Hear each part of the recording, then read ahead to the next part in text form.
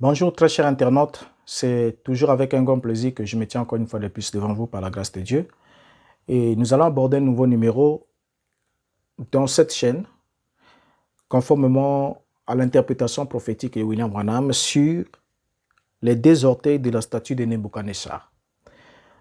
J'ai entendu un prédicateur aborder cette question en citant William Branham, qui lui aurait parlé que Daniel chapitre 2 était un signe du temps de la fin et que ce temps de la fin c'est présentement.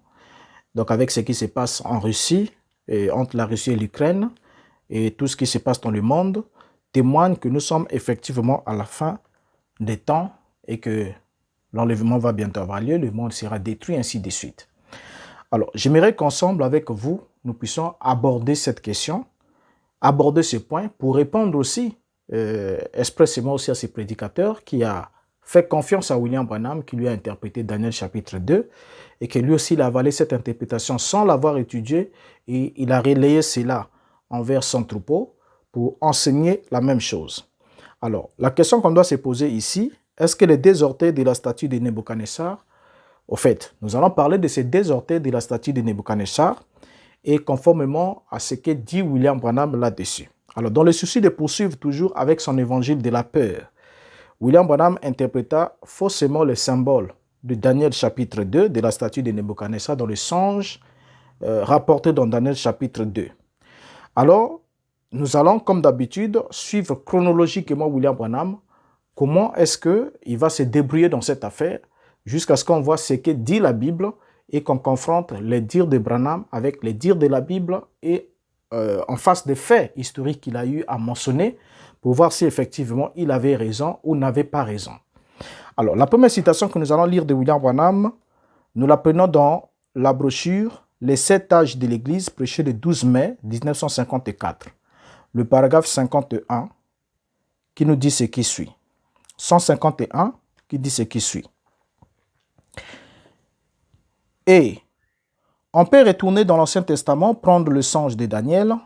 On lui avait donné la vision des royaumes des nations. Il avait vu une statue se tenir là avec une tête d'or, une poitrine d'argent et les cuisses d'airain, les pieds et les jambes de fer et d'argile. Et cela avait montré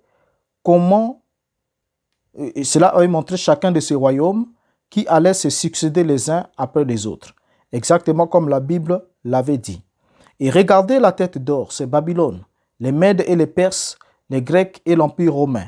Et l'Empire romain s'est divisé en 2 royaumes, Rome de l'Orient et Rome de l'Occident. Ainsi de suite. Et là, il y avait le fer et l'argile, ils ne se mélangeront pas, les protestants et le catholicisme, sous la même domination des nations. Et il a dit qu'ils essaieront même de briser l'un la puissance de l'autre, ils se marieront les uns avec les autres, exactement ce qu'ils font aujourd'hui exactement. Ça, c'est dans, voilà, là nous venons de lire dans les 7 âges de l'Église. Alors, selon ce qu'on vient de lire ici, on vient de lire William Branham qui nous a souligné un point. Il nous a parlé de la statue de Nebuchadnezzar, il nous a dit que les 2 jambes, le point qui nous intéresse, c'est le point final, donc la fin. Il nous dit que l'Empire romain s'est divisé en 10 royaumes, Rome de l'Orient et Rome de l'Occident, ainsi de suite. Et il y avait le fer et l'argile qui ne se mélangent pas, les protestants et le catholicisme.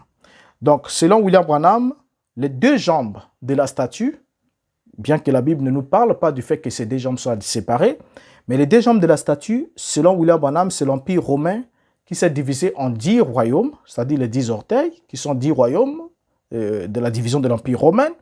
Et ensuite, il précise que la qualité, donc le fer et l'argile constituant les jambes, les pieds plutôt, puisque les jambes étaient de fer, c'est les pieds qui étaient un mélange de fer et d'argile. Selon Branham, il y a les protestants et les catholicismes. Donc le fer et l'argile, ce sont les protestants et les catholiques, les catholicismes qui ne se mélangeront point. Et dans l'autre prédication, le début et la fin de la dispensation des gentils, prêché le 9 janvier 1955, parce qu'on a lu d'abord 1954, là nous sommes en 1955, le paragraphe 104 jusqu'au paragraphe 108. il dit ce qui suit. La tête d'or, le royaume babylonien, a disparu comme l'avait dit Daniel. Il avait dit que les Mèdes et les Perses succéderaient à cela. Ils ont succédé au royaume babylonien. Et ceux-ci sont tombés sous la domination de qui? Des Grecs, Alexandre le Grand. Et ces derniers sont tombés sous la domination de qui? Des Romains. Et les Romains se sont dispersés dans le monde entier, la Rome orientale et la Rome occidentale, les deux jambes. Et il dit, le fer et l'argile formaient les orteils, les 10 orteils, les 10 royaumes.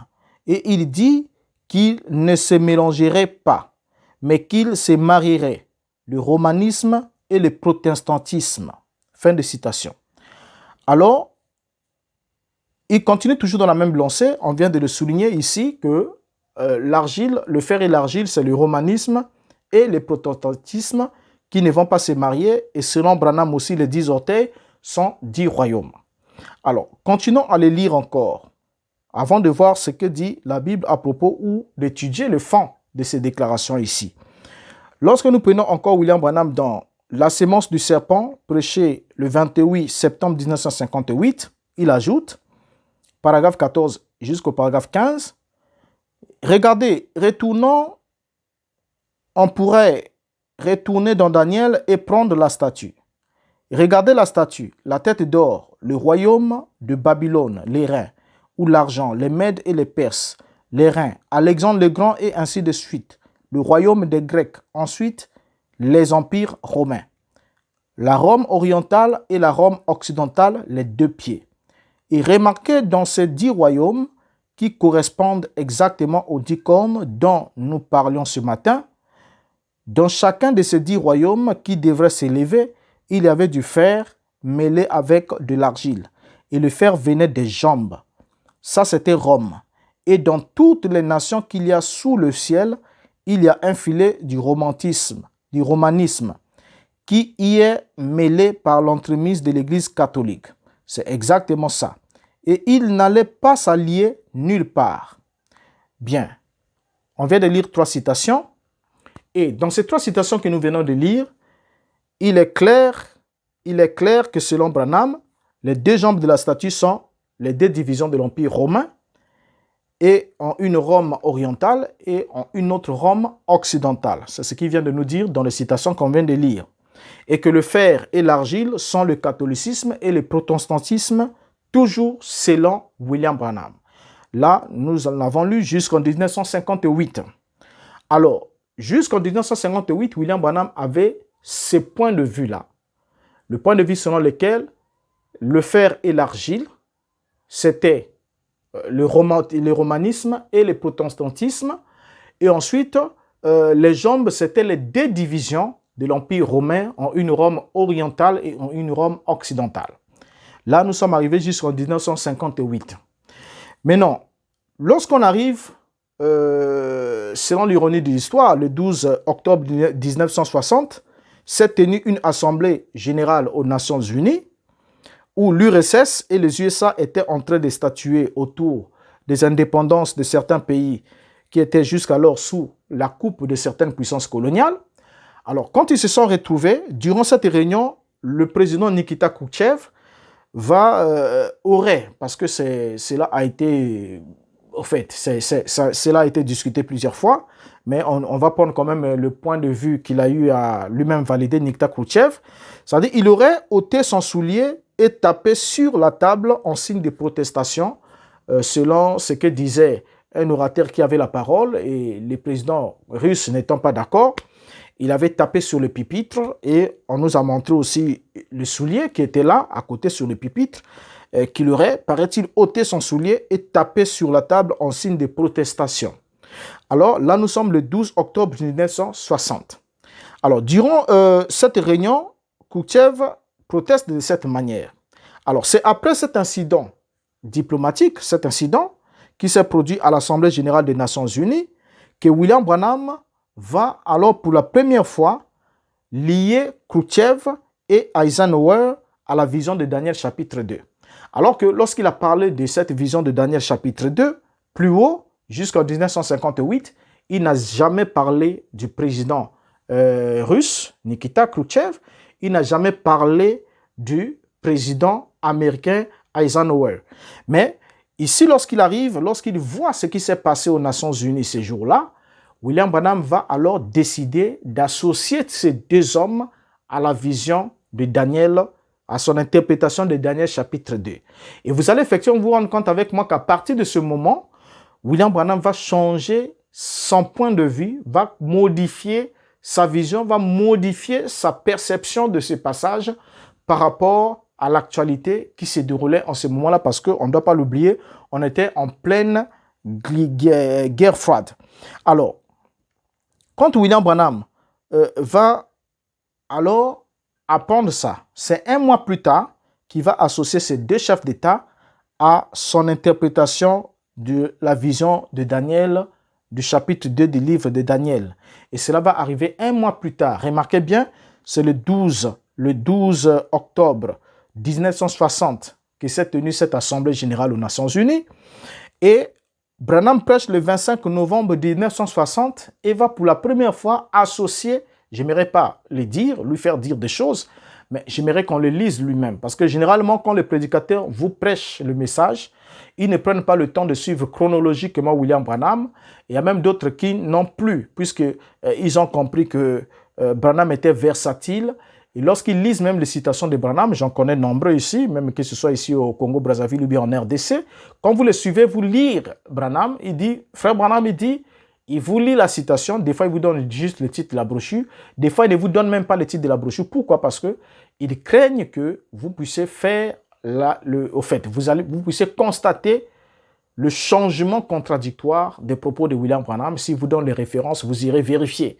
Donc, il doit vous lire et doit vous demander de faire confiance. Vous n'avez pas besoin de demander le paragraphe à votre pasteur, ni même le titre de la brochure. Donc, l'essentiel qu'il vous a dit, frère Branham me dit, même si ce n'est pas lui qui l'a dit, comme il vous a déjà dit ça, c'est fini. Donc, c'est lui qui l'a dit. Et c'est comme ça qu'on a eu à faire des lavages de cerveau à nombreux de ce qu'on appelle croyants du message du temps de la fin, qui croient aveuglément dans ce sens-là, des choses qu'on leur a fait dire, qu'on leur fait même dire à Branham ce qu'il n'a pas dit, et on leur fait avaler ça dans ce sens. Alors, lisons William Branham ici.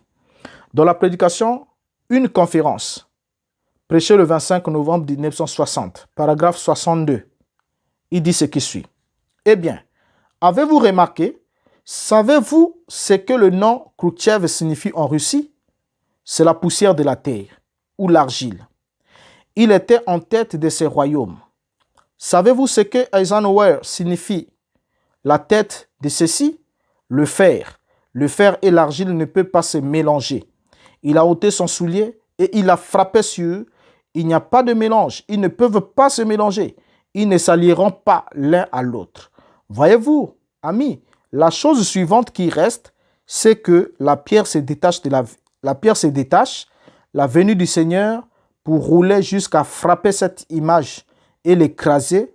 Tous ces royaumes seront pulvérisés et s'envoleront comme du chaume dans l'air en été. Nous sommes au temps de la fin, frères, sœurs. Ne pouvez-vous pas voir où nous en sommes? Voilà. Vous pouvez, ensemble avec moi, vous rendre compte que Branham suivait l'actualité de son temps, voyez, et puisait dedans pour faire ses bricolages. Depuis toujours, William Branham n'a jamais associé Nikita Khrouchtchev ni Dwight Eisenhower à sa vision, à son interprétation de Daniel chapitre 2. Nous l'avons lu, au moins 3 citations plus haut, 54, 55 jusqu'en 58. William Branham nous parlait de 2 Roms. Les 2 jambes, c'est la Rome orientale, la Rome occidentale, avec l'ère du royaume. Et le fer et l'argile qui ne pouvaient pas s'allier, c'était le romanisme et le protestantisme. Mais après qu'il ait suivi cette contradiction qu'il y a eu, cette protestation du président russe, dans l'Assemblée générale qui s'est tenue le 12 octobre 1960 aux USA, à la tribune de l'ONU, William Branham change sa version. Vous voyez, il change sa version et prend cette rencontre-là pour un signe du temps dit de la fin, c'est-à-dire qui précède la descente de la pierre qui doit écraser tout, renverser tout. Alors, continuons ensemble avec lui.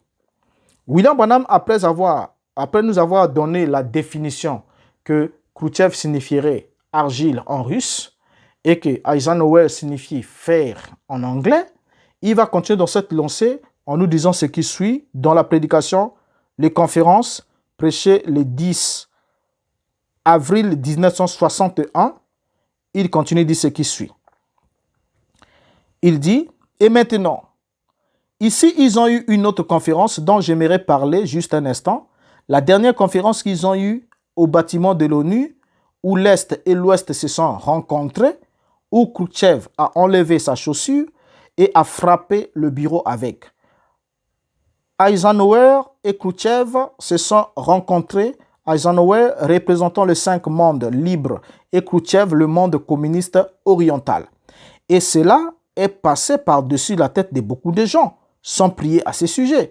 Mais s'il vous arrivait de remarquer que c'était une réponse directe et une prophétie directe accomplie à ce moment-là, c'était une prophétie directe.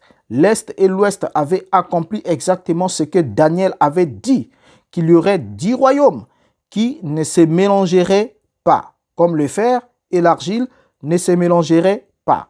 Et le mot Khrouchtchev en russe signifie argile, le mot Eisenhower en anglais signifie fer. Et le fer et l'argile ne pouvaient s'unir. Bien, ça c'est William Branham et il vient de répéter la même chose plus haut. C'est la même idée, la même lancée qui continue dans la définition des mots, des noms des 2 présidents en russe et en anglais selon William Branham. Il continue encore dans la fête de trompette, prêchée le 19 juillet 1964. Il déclare ce qui suit. Remarquez rapidement maintenant ces démons surnaturels. Ensuite, sous les auspices des Nations Unies, des groupes unis ensemble de l'Est et de l'Ouest.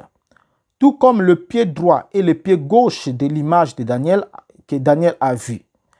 Comment ils ne s'accorderaient pas et ne se mélangeraient pas. Et le mot Eisenhower, à cette époque, Eisenhower signifie fer, Khrouchtchev signifie argile. Et il a enlevé sa chaussure et l'a battu sur le pupitre. Et quand la Société des Nations ou encore l'ONU, Khrouchtchev l'a fait, on est poussé tant, oh là là, l'ère que nous vivons, l'Église est son état. Mais Dieu merci, la petite épouse s'est préparée. Ce n'est pas long, accroche-toi juste, ce ne serait pas long. Je ne sais pas combien de temps, je ne sais pas quand, personne ne le sait, mais nous savons que c'est proche maintenant, réel. Bien, on vient de lire ici plusieurs citations. Je crois que William Branham est toujours dans la même lancée sur les définitions de noms pour statuer que nous sommes réellement au temps de la fin parce qu'il y a le fer et l'argile qui sont les 2 gros orteils des 2 puissances, de l'Est et de l'Ouest. Donc les 2 jambes ici ne sont plus la Rome orientale et la Rome occidentale, mais deviennent alors les puissances de l'Est et les puissances de l'Ouest. Donc l'Ouest avec les États-Unis à leur tête, l'Est avec la Russie à leur tête. Donc, en d'autres termes, Eisenhower devient pour William Branham l'orteil, le gros orteil du pied de l'Ouest, donc le bloc capitaliste, et Khrouchtchev, le gros orteil du pied de l'Est, suivi des autres pays. Mais chose curieuse déjà, vous pouvez le vérifier vous-même, vous vous rendez compte qu'effectivement, à cette tribu des Nations Unies, il n'y avait pas que 10 pays. Parce que selon l'interprétation prophétique de William Branham, il y aurait 10 nations. Donc, il y aurait Khrouchtchev à la tête de 4 autres États communistes ou encore de l'Est et Eisenhower à la tête de 5 autres États capitalistes.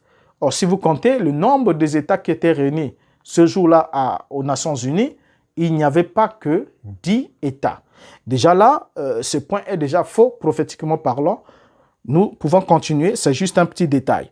Alors, on vient ici de constater que la Bible nous parle des pieds qui étaient un mélange de fer et d'argile du potier. Ok? Nous sommes tout à fait d'accord, la Bible nous en parle. Alors, or, le fer c'était Rome. Nous sommes d'accord. Le fer c'était Rome, le 4e royaume après le royaume babylonien, le royaume médo-perse et le royaume grec.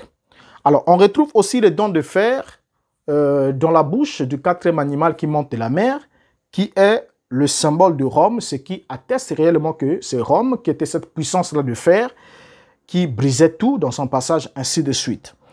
Mais en ce qui concerne l'argile, l'interprétation biblique, parce que les réponses aux questions bibliques se trouvent dans la Bible. Lorsqu'on veut chercher l'argile, vous allez vous rendre compte avec moi que cette statue se trouve debout. Lorsque la statue est debout, ça veut dire qu'elle a la possession ou domine encore en quelque sorte la terre sur laquelle elle se tient.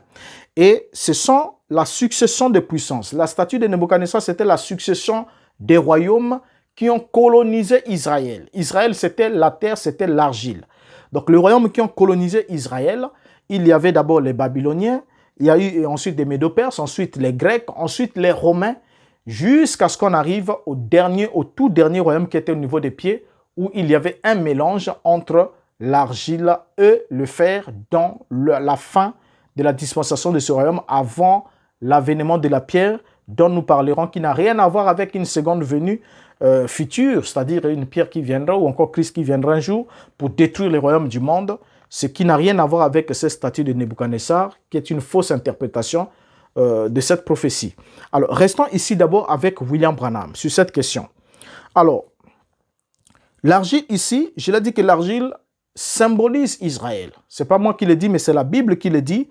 Lorsqu'on prend dans Ésaïe chapitre 64, le verset 8, la Bible dit « Cependant, ô Éternel, tu es notre Père, nous sommes l'argile, et c'est toi qui nous as formés, nous sommes tous l'ouvrage de tes mains. » Donc, Israël qui s'adresse à Jéhovah et qui lui précise, qui lui rappelle qu'ils sont l'argile et ils ont été formés par lui. Alors, donc ici, là, déjà, c'est un élément déjà important à comprendre que le fer, c'est Rome et l'argile, il s'agit bien d'Israël. Continuons ensemble. Alors, William Branham, comme nous venons de le lire ici, va construire son interprétation sur une fausse signification du nom de Khrouchtchev et du nom d'Eisenhower. Pour lui, les deux orteils étaient des noms de dirigeants, alors que le texte de Daniel est clair et dit que les deux pieds représentaient un royaume. Donc, les deux pieds de la statue représentaient un seul royaume. Ce n'était pas une division de royaumes ou des royaumes, un royaume de l'Est et un royaume de l'Ouest, avec des orteils qui dirigeaient.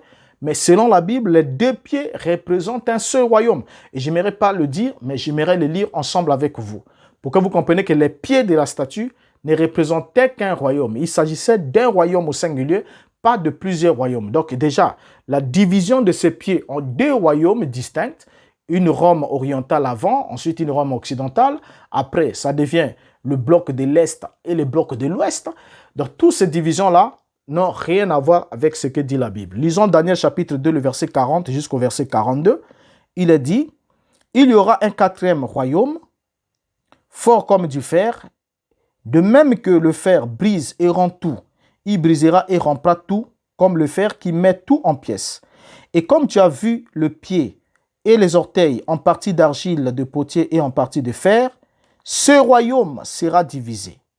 Mais il y aura en lui quelque chose de la force du fer, parce que tu as vu le fer mêlé avec l'argile. Et comme les doigts des pieds étaient en partie de fer et en partie d'argile, ce royaume sera en partie fort et en partie fragile. » Alors, qu'est-ce que nous constatons ensemble avec vous? Oui, la Bible est claire, il s'agit d'un seul royaume. Vous voyez? Un seul royaume qui sera divisé. Il ne s'agit pas de deux royaumes, mais un seul royaume qui sera divisé. Tel que la Bible dit. Donc, à moins qu'on prouve que l'URSS et les USA représentent un seul royaume, en ce moment-là, on s'accorde. Si l'URSS et les USA ne représentent pas un seul royaume, en ce moment-là, l'interprétation de Branham prend déjà un coup, se noie complètement. Et en plus, Branham disait aussi que le quatrième royaume, c'était l'Empire romain. Là, au moins, nous sommes d'accord avec lui. Alors, le bloc communiste, c'est-à-dire l'Est, et le bloc capitaliste de l'Ouest, ne représentait pas un seul royaume. À ce que je sache, ne représentait pas un seul royaume parce que personne ne peut nous prouver que le bloc communiste à l'Est et le bloc capitaliste à l'Ouest représentaient un seul royaume. Alors que dans la prophétie, il s'agit d'un seul royaume. Maintenant, quand on continue ici, on voit bien comment Branham s'est complètement grillé la face. Vous voyez, s'est complètement grillé la face. Pourquoi? Parce que il apporte une interprétation qui va à l'encontre des faits et à l'encontre de ce que dit la Bible. Et à l'encontre même de ses propos précédents. Pour Branham, Khrouchtchev signifie argile en russe. Et Eisenhower en anglais signifiait fer. Alors, il croyait que la rencontre de Nikita Khrouchtchev et de Dwight Eisenhower était l'accomplissement de la prophétie contenue dans Daniel chapitre 2. Ça, c'est ce que William Branham croyait. Que quand il y a eu cette rencontre-là, donc la statue est arrivée au niveau des pieds parce que les deux orteils qui portent ces noms-là sont là. Et j'ai suivi même un prédicateur qui soutenait ça, Mordicus, pour dire non, Eisenhower signifie fer, Khrouchtchev signifie argile. Ce jour-là, aux Nations Unies se sont retrouvés. Ce n'est pas un hasard. Donc le fait qu'ils se soient retrouvés montre que c'est un signe du temps de la fin. Nous sommes au temps de la fin. Mais malheureusement, ce n'était pas le cas. L'interprétation que William Branham a donnée de ces deux noms était une interprétation biaisée et complètement fausse. Vous pouvez vérifier cela par vous-même. Nous sommes dans le temps de la vérification. Pas dans le temps où quelqu'un vous dit une chose et puis vous l'avalez, mais vous devez prendre le temps d'examiner ce qu'on vous dit avant d'apporter votre approbation parce qu'on vous a assez trompé et je faisais aussi partie de ceux qui trompaient dans ce sens. Alors, en russe, l'argile ne se dit pas Khrouchtchev. Non. En russe, l'argile se dit glina. Ce n'est pas Khrouchtchev. Ça n'a rien à voir. Vous voyez? Et lorsqu'on va en anglais, le fer ne se dit pas Eisenhower, mais le fer se dit iron. I-R-O-N. Alors, la signification réelle de ce mot, où est-ce que Branham les a tirés? La signification qu'il a donnée de ces mots, où est-ce qu'il les a tirés? Or, quand on prend la signification réelle de ces mots qu'il a utilisés, qui ont fait partie, qui ont constitué le nom de ces deux chefs d'État, Khrouchtchev signifie celui qui déchiffre la terre. Celui qui défriche la terre, ou encore qui travaille la terre, ou encore verger de poirier. Ça, c'est la définition de Khrouchtchev. Ça n'a rien à voir avec la terre elle-même. Mais ça a plutôt du rapport avec celui qui travaille la terre. Donc, celui qui travaille la terre n'a rien à voir avec la terre elle-même. Donc, cela ne signifie pas l'argile. Quand on prend Khrouchtchev, Khrouchtchev ne signifie pas l'argile, mais plutôt l'artisan qui travaille la terre. Alors, quand vous prenez Eisenhower, William Branham dit qu'il signifie fer en anglais, ce qui est faux. Pourquoi? Parce que Eisenhower signifie tailleur de fer. Tailleur de fer ou la personne qui travaille le fer, pas le fer lui-même. Donc, il parle plutôt de l'artisan du fer, mais pas le fer lui-même. Pourquoi? Parce que Eisenhower, d'abord, étymologiquement, c'est un mot d'origine allemande. Et en allemand, dans la langue allemande, c'est Eisen qui désigne le fer en allemand. Eisen, qui désigne le fer en allemand. Maintenant, lorsqu'on prend le fer en allemand, vous allez voir que dans Eisenhower, on n'utilise pas simplement le fer Eisen, mais il y a une suite. Donc, donc c'est un nom, c'est un mot qui rentre dans la composition de plusieurs types de noms. On pourrait prendre une série de noms ici constitués de ces suffixes-là, Eisen, et vous allez vous rendre compte effectivement qu'il ne s'agit pas ici du fer lui-même, parce que si c'était Eisen, on devait dire oui, c'est le fer, mais c'est Eisenhower, et Eisenhower ici, en allemand, qui est devenu Eisenhower en anglais aussi pratiquement, c'est plutôt l'artisan ou celui qui travaille, celui qui découpe le fer en barres. Celui qui découpe le fer en barres, c'est celui-là qui est l'artisan. Il n'est pas lui-même le fer, mais il est l'artisan ou l'ouvrier qui travaille le fer. Alors, donc déjà, les définitions que William Branham donne de ces deux noms sont complètement fausses. Complètement fausses. Et les croyants du message le savent. Ceux qui sont aux États-Unis, partout dans le monde ailleurs, les prédicateurs nombreux le savent, mais ils gardent ça pour le commun des mortels. Enfin, pour les restes de la basse classe, n'ont pas le droit de le savoir, sinon tu voudras dire que le prophète a commis une erreur. Il faut faire attention. Hein, il faut faire attention. Donc, c'est comme ça qu'on intimide les gens. Faut passer, tu commences à voir les erreurs du prophète, c'est que tu es perdu. En d'autres termes, même quand tu es conscient que le prophète a fait une bêtise, tu dois seulement valider cela et croire cela, dur comme fer, que c'est la vérité, même quand c'est faux. Alors, donc, on se rend effectivement compte que l'interprétation que William Branham a donnée de ce nom est complètement fausse. Son changement de vision sur la position des deux jambes est complètement erroné. Et que 1960, malgré la rencontre de Dwight Eisenhower et puis de Nikita Khrouchtchev, le monde n'a pas connu sa fin. La fin prophétisée par William Branham n'est pas arrivée en 1960. Pourquoi vous allez dire, mais comment est-ce que la fin devait arriver en 1960? Effectivement, la Bible est claire. La Bible dit qu'au temps de ces rois, je crois dans Daniel chapitre 2, le verset 44, il est dit, « Dans le temps de ces rois, le Dieu des cieux suscitera un royaume qui ne sera jamais détruit et qui ne passera point sous la domination d'un autre peuple. Il brisera et anéantira tous ces royaumes-là et lui-même subsistera éternellement. » Donc, en d'autres termes, selon la prophétie de la statue ici, la pierre descend de la montagne sans le secours d'aucune main pour frapper les pieds de la statue au temps de ces rois. Les rois que William Branham a cités ici. Alors, si Dwight Eisenhower et puis Nikita Khrouchtchev étaient les deux orteils du pied de la statue de Nebuchadnezzar, cette pierre aurait frappé le pied de la statue au temps de ces rois. C'est ce que la prophétie dit. Alors, si la pierre n'a pas frappé le pied de la statue au temps de ces hommes-là, de ces deux présidents, qui sont bien morts depuis longtemps, et le monde aujourd'hui continue, Eisenhower est mort, Khrouchtchev est mort, William Branham lui-même aussi est mort, la fin prophétisée n'est jamais arrivée. Alors que selon la prophétie, la pierre doit frapper les pieds. Et quand la pierre frappe les pieds, c'est quand les orteils sont là. Au temps de ce roi, la Bible précise au temps de ce roi. Donc, ce n'est pas après que ce roi soit passé que la pierre descend. Donc, du coup, cela invalide le fait que nous soyons encore aujourd'hui sur la terre. L'interprétation que William Branham a donnée de cette prophétie de Daniel chapitre 9 est complètement erronée et a complètement échoué.